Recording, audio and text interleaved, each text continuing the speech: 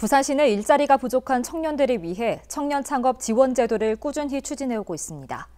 막대한 예산을 들이고 있지만 실상은 지지부진한데요. 하드웨어에 초점을 맞추기보단 콘텐츠 개발이나 지역 특화 같은 소프트웨어에 초점을 맞춰야 한다는 목소리가 나옵니다. 최형광 기자입니다. 부산시는 일자리가 부족한 청년들에게 창업 기회를 제공하기 위한 다양한 지원책을 마련해왔습니다. 대표적으로 청년몰 정책이 있습니다. 하지만 이마저도 보여주기식에 불과하다는 지적이 나옵니다.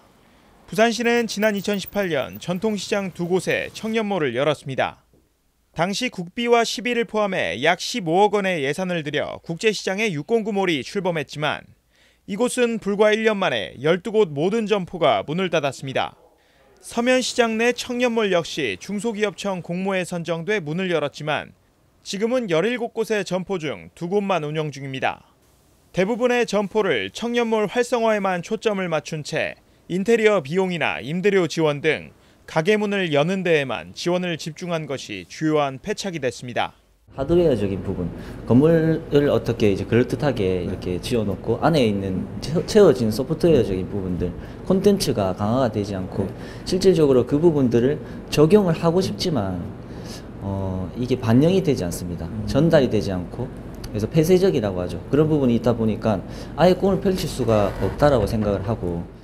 부산시는 지난 2010년부터 창업 지원 사업을 추진하고 있지만 정작 시 주도의 사업들은 창업을 처음 시작하려는 청년들에겐 상당히 높은 진입 장벽이 형성됐습니다. 지원 사업에 대한 정보가 부족한 데다 창업 경험도 없다 보니 각종 서류를 채우기에는 한계가 있는 실정입니다. 사업 계획서 같은 경우에도 보통 이제 제출하고 그거를 심사를 보는 그 과정이 있어야지 그럼 커뮤니티도 들어갈 수 있는 그런 환경이 조성이 되어 있어요. 근데 그런 부분 같은 경우에도 사업 계획서를 처음 이제 자기 아이디어만 가지고 하려는 청년들한테는 엄청나게 진입 장벽이 높다고 느껴질 수 있거든요. 가장 큰 문제는 중앙정부와 지방정부의 청년 정책에 정작 청년의 의견과 목소리가 빠져 있다는 것입니다. 예산 지원과 사업 추진에만 치중하다 보니 엇박자가 날 수밖에 없습니다.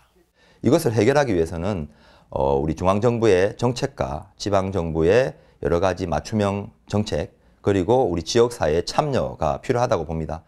작년 말 기준 전국 청년몰의 724개 상점 중 영업을 하고 있는 곳은 66%에 불과합니다. 들인 예산은 약 600억 원입니다.